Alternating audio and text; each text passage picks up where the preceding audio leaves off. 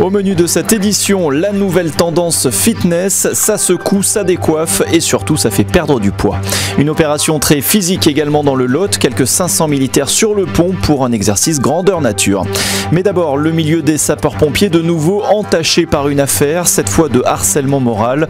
Un ancien soldat du feu met en cause les pressions de sa hiérarchie de l'époque. Comme dans l'enquête sur le viol et les violences présumées qui frappent la corporation en ce moment, lui aussi a décidé de briser la loi du silence. Il publie son combat dans un livre. Ces deux ouvrages, c'est son combat. Renaud Blanc se bat pour sa réhabilitation depuis 6 ans. Ce Bolbecquais était sapeur-pompier volontaire jusqu'en 2006 avant d'être écarté par sa hiérarchie.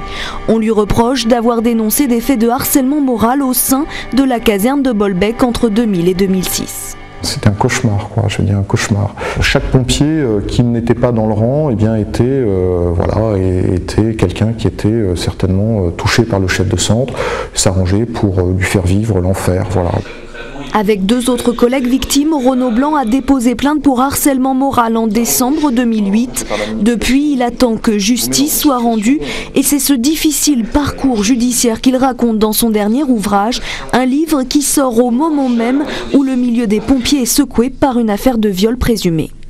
On se trouve à chaque fois dans des milieux qui sont très hiérarchisés, dans lesquels le devoir d'obéissance et de respect des ordres est extrêmement prégnant, ce qui fait que ce type de comportements sont extrêmement difficiles à faire ressortir. Le 22 mars dernier, le juge d'instruction a délivré une ordonnance de non-lieu. Les 3 hommes ont décidé de faire appel. L'audience aura lieu en octobre prochain à Rouen.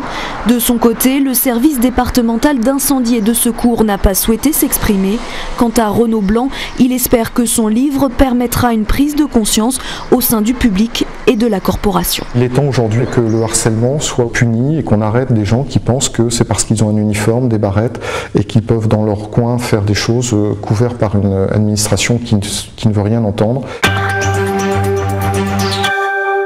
Reprendre l'aérodrome de Cahors à des insurgés, c'est le scénario d'un exercice militaire organisé dans le Lot. Exercice à grande échelle. Un régiment entier d'infanterie de marine appuyé par 4 hélicoptères ont été mobilisés. Objectif, être rodés et coordonnés en cas d'opération réelle. Des troupes ont été héliportées sur la piste de l'aérodrome. Elles se sont déployées rapidement afin de neutraliser des insurgés qui ont la maîtrise du site. L'objectif est de reprendre cette plateforme afin de permettre par la voie des airs l'arrivée de renforts en hommes et en matériel. Une opération pour se rapprocher au plus près d'une intervention à laquelle peuvent être confrontés un jour les militaires de Carcassonne. Donc tout est réel, le thème tactique s'inspire de cas concrets et les procédures appliquées sont bien entendu réalistes. Comme prévu, l'ennemi a été neutralisé, mais ce genre d'exercice permet surtout de mettre en évidence certains dysfonctionnements.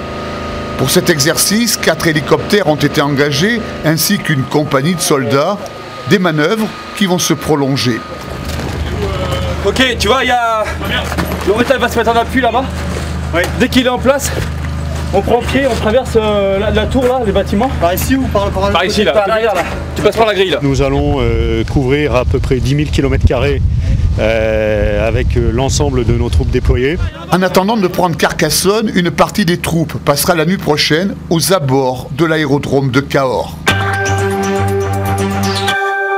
On a détecté des taches humides, grasses, et puis on a travaillé dessus, on a fait sécher au maximum en enlevant le rouge gras, la terre grasse et en remettant du neuf. Résultat, ce sont eux qui ont fait le spectacle hier à l'Open de Nice. Il a fallu remettre en état des cours gorgés d'eau après les fortes pluies. Un travail long et minutieux, mais un service gagnant. Les matchs interrompus ont pu reprendre malgré une terre battue encore humide. C'est vrai que ça joue un peu plus long que normal, il faut chercher un peu les tensions de raquette et tout ça. Mais bon, ça fait du bien qu'il ne pleut pas une fois et ça fait du bien de terminer le match. Terminer le match, mais aussi la préparation sur terre battue avant le plat de résistance Roland Garros à partir de dimanche. Un tournoi sur lequel mise beaucoup une jeune joueuse de Bron près de Lyon, elle aussi en pleine préparation. Un coup droit assassin et un revers à 2 mains. Les armes de Caroline Garcia pour sortir de l'ombre. Mais à 18 ans, la brondillante 135e joueuse mondiale a déjà fait du chemin. Elle vient d'obtenir une wildcard pour aller à Roland Garros. L'an dernier déjà, elle en avait eu une pour le tableau principal, un 2e tour perdu face à Maria Sharapova. et la possibilité de la rencontrer de nouveau cette année, qui sait?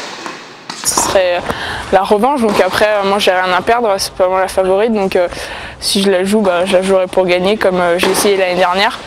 Ça s'est pas passé comme je voulais jusqu'à la fin, mais c'était un match où j'ai appris beaucoup et si je la rejoue cette année, ça sera pareil pour gagner. En tout cas, dans le team Garcia, on garde la tête froide. Les entraînements se font à Lyon jusqu'à jeudi, mais pas sur terre battue, météo oblige. L'enracinement local, le père de Caroline l'explique. Elle s'est toujours entraînée à Lyon. Elle connaît tous les entraîneurs, donc elle se sent à l'aise pour pouvoir s'exprimer, s'entraîner, sans qu'il y ait un regard particulier sur ce qu'elle fait. Caroline n'a pas un entraîneur, mais plusieurs. En revanche, elle n'a qu'une famille qui est à ses côtés toute l'année et qui sera bien sûr à Paris pour la voir jouer. Ils donnent vraiment l'amour qu'ils ont en eux et c'est toujours agréable. Rendez-vous dimanche pour la première journée du tableau final avec une Caroline Garcia dont l'ambition est de passer le premier tour. Modeste et affûtée peut être la recette gagnante. Eux travaillent surtout leur jeu de jambes. Objectif, être affûté pour l'été. Une nouvelle discipline débarque en salle de sport. Exit le step. La tendance fitness est plus ludique, presque même enfantine. Et vous allez le voir, très efficace. Les bras sur le côté. Super. Droite et gauche. Mais qu'est-ce qu'elle fait? Et qu'est-ce qu'ils font? Eh bien, ces jeunes gens s'envoient en l'air une fois par semaine à un rythme effréné. Reste fermé! Courez! Le trampoline a envahi la salle de sport, parce que c'est bien de ça qu'il s'agit, de sport, une nouvelle forme de fitness venue de Suisse qui va en secouer plus d'un. 1 heure d'exercice cardio pour travailler les muscles en profondeur, 1 heure pour transpirer, tout en s'amusant. Vous n'avez pas l'impression de retomber un peu en enfance là? Si, c'est génial. Non, c'est vraiment bien. C'est vraiment physique, c'est un cours vraiment cardio, on transpire, on sue, puis on a une prof super dynamique et sympa, donc voilà, c'est excellent. Une prof dynamique, c'est le moins qu'on puisse dire. Sylvie Cano est la représentante alsacienne du mini-trampoline, une discipline qu'elle espère va révolutionner le fitness. On a l'habitude, depuis qu'on est tout petit, de sauter sur le lit, le canapé, donc là on retrouve un peu les joies de l'enfance, mais en même temps c'est efficace. Nous adultes, on veut des résultats, on sait que là il y a l'été qui approche, donc on veut perdre des calories, on veut changer. Ça marche magnifiquement bien. Résultat, le mini-trampoline, ce sont 900 calories brûlées en une séance. Pas mal, non? 3, 2,